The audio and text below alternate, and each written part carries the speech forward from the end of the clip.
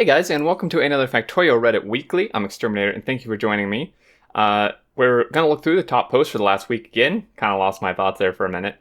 And we'll just get started right now. So the first one is, today I learned one of the Reddit sysadmins is playing Factorio. You can see here, engineer GC Taylor. I spend way too much time in YouTube Haku, whatever this is, CFB, and Factorio. And this person replies, how can you have an important job and play Factorio at the same time? That is a very good question. Because this person asks, what do Reddit sysadmins browse? So that's pretty cool. That's pretty neat. Look at the comments here really quick. I don't want to spend a ton of time. I'm in the final year of my PhD and somehow put 50 hours into Factorio last week. Funny how things like sleep and social life can take back seat. Yes, social life. I don't think that exists here is what that other post was. Gliding wall of lasers. Race the edge with recursive blueprints. Oh, this looks... Oh my goodness. Okay, so they're just pushing with a huge wall of lasers and pulling them up behind them. With an artillery wagon, of course. Recursive blueprints is a really, really awesome mod. If you can figure out how to make it work, I couldn't because I can't do circuits to save my life. But if you're decent with circuits and stuff, I'm not even sure it requires circuits to do basic stuff. Either way, it's a very, very cool mod that allows you to do all kind of like self-expanding type of stuff.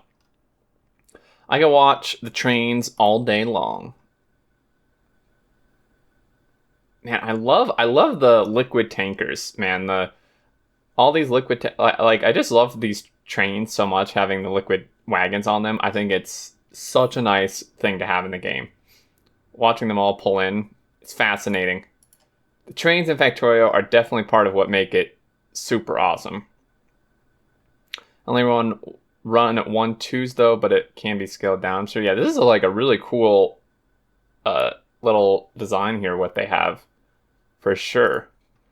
I see your 128 belt super smelter and raise your 256 by 256 by 48 belt super duper smelter. Oh dear lord, what is this going to be? Holy hell. Lag much? Look at this thing. This is like Mojo level or higher. Look at all these belts of resources. Oh my god. Oh, this is ridiculous. I'd love to know the belt count on that. I can't even imagine what the UPS and FPS is on this map. Now make a lane balancer. Oh geez. Very frequently on this Reddit, many young engineers have been told that in Factorio you cannot overdo or build too big. I guess I'm close to changing my mind. There's no such thing as too big in Factorio. You were too concerned with whether or not you could and forgot to consider whether or not you should. In Factorio, could equals should. Exactly. I think Factorio is one of those games where that literally is true. Where if you can, you should, basically. Some improvements to these standard balancers. So this is really cool. So people have, I think this is like in response to that wiki post from last week. People have made some balancers here. So here's the old, here's new. I want to see if they have like they have a 3 to 4. I'm not sure if they have a 4 to 4. There's a 4 to 5, 8 times 9. Oh, this is probably the dimensions. 8 times 10. Okay, so they're more compact. 5 to 5, 6 to 6. Wow, okay, so this, if you're looking for balancers, guys, definitely check this out. I'm guessing there's probably like one of the posts here from the op is a blueprint string, perhaps. There we go. Boom, blueprint book. There you go. If you want some awesome balancer blueprints, then I would endorse this. I think. I think these are probably quite good. It's interesting. There's not a 4 to 4 in here. 4 to 4s are quite simple, but so are some of these other ones. So there you go. There's a blueprint. My co-work brought me the game. It says you love spaghetti. And it's a pretty nice little spaghetti. I like the oil. This was like totally how my first oil setup was. Just like 1 or 2 refineries, like totally unratioed. Like, that's not an insult at all. It's just, it brings back memories looking at it. You know, because you have no idea when you first play. You know, you're just like, well, I need oil. Here's the thing that makes it. And now I need all this other stuff. All right, wise guy. This isn't real. Wake up. Oh, man. Some of the names people put in for the train stops as a backer thing. I'm sad I wasn't any go backer. I could have a lot of fun with the name I chose. There's some really funny ones. I forget them off the top of my head, but I've seen some really, really humorous ones. My first base, spaghetti done horribly. I mean, I don't know, man. I'd say this is spaghetti done right. I mean, that is spaghetti. It's perfect. Yeah, this is spaghetti. This is spaghetti done right. Yes. An inserter that can think for me. Just wish it could finish coding itself. I'm a little... So it's just like picking up. I think the concept here is that it's picking up like one of every science packs from multiple boxes, which obviously a normal inserter can't do. Basically, we'll look for what's needed and where it can get it from, not restricted to north, east, southwest, and I'm building in waiting to determine importance. Anyway, not too long until finish. Just thought that's really cool. That's like, that would be so nice for like Bob's Mod stuff. I know there's already like the adjustable inserters. This is a good question. What would be the UPS cost?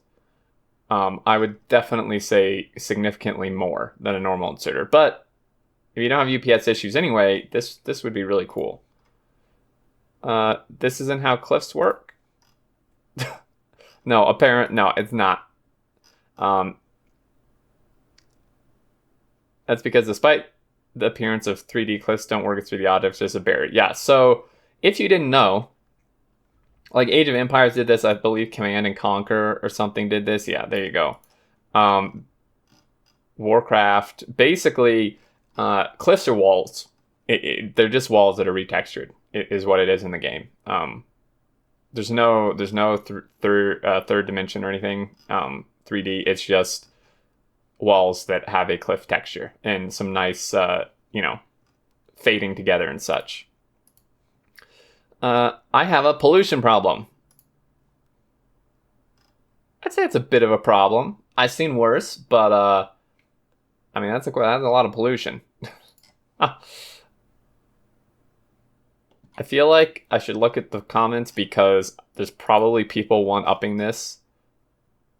Natives have a pollution problem, yeah.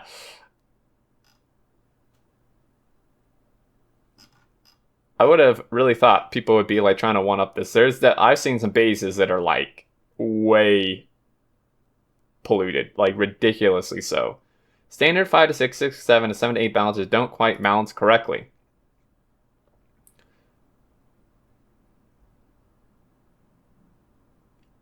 Aha, see? Standard and then fixed.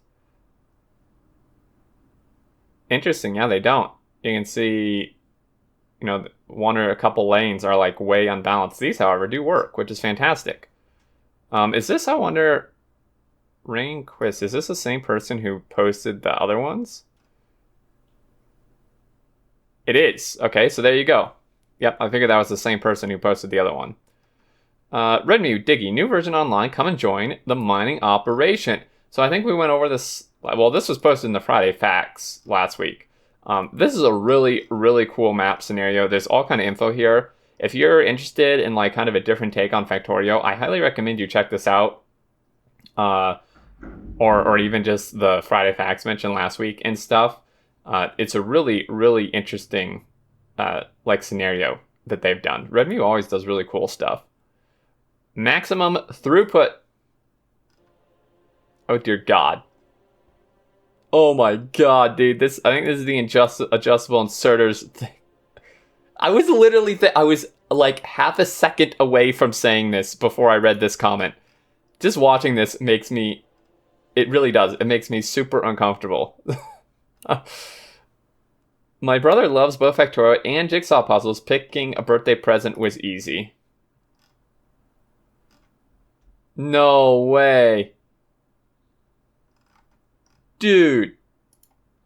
This guy somehow managed to print puzzle piece. Oh, that is so cool.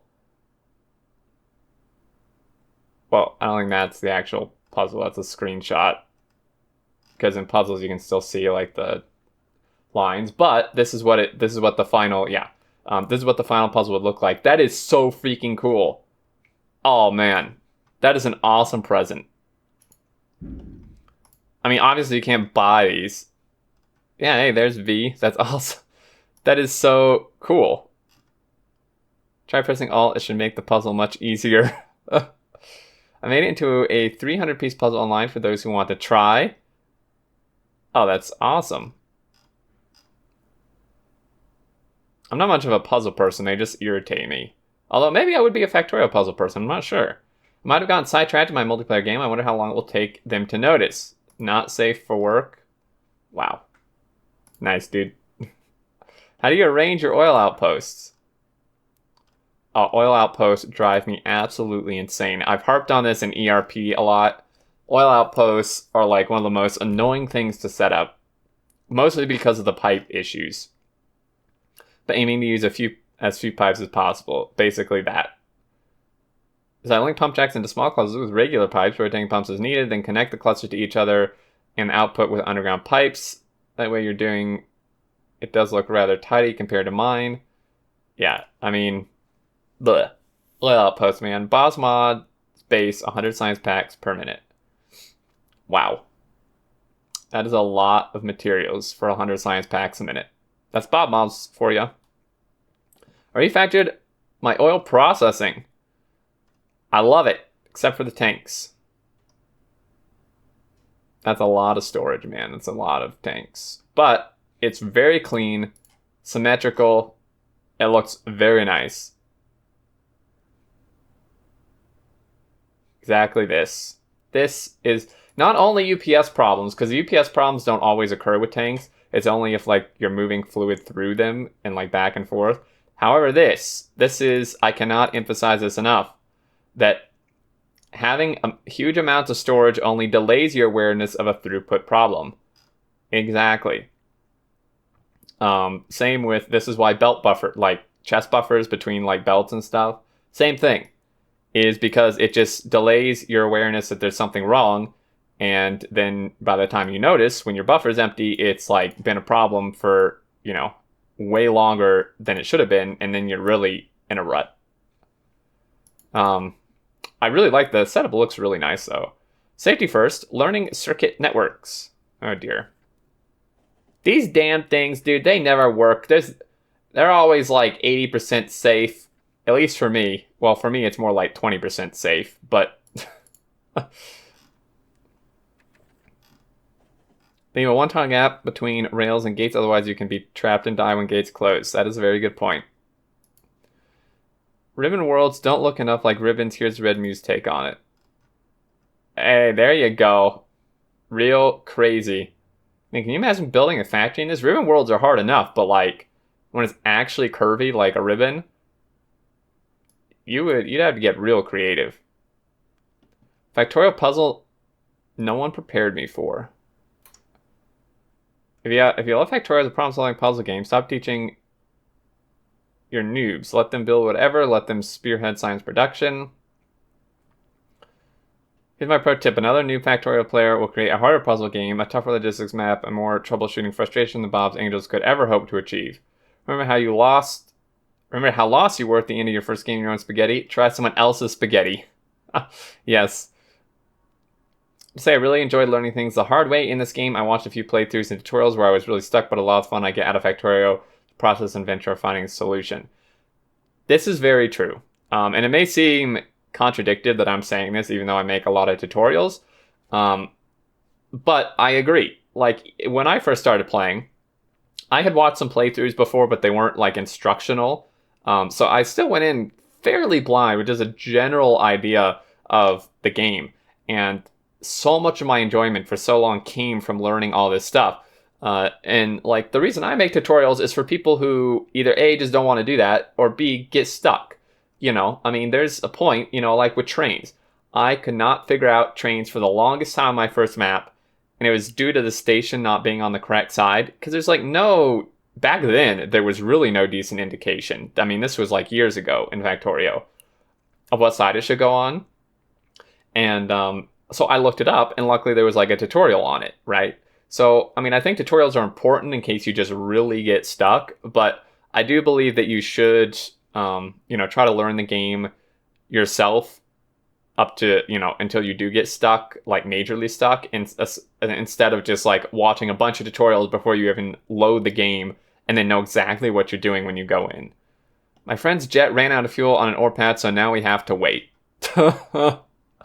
Oh man, gotta love when the airplanes and stuff run out of fuel. Yeah, you can actually fill it with fuel with inserters, which is pretty cool. That's pretty awesome. Alright guys, I think that should do it. I'm just making sure I didn't miss a post here. Like I said, sometimes I accidentally skip over them. I don't think I did. So there we go. Some cool stuff. That I'm telling you, that Diggy RedMew thing is really, really interesting. If you have some friends or even alone, definitely check that out. It's a pretty different Factorio experience for sure. But there you go. As always, thank you for watching. I hope you enjoyed. Leave any thoughts below. And until next time, I look forward to seeing you all. And do take care.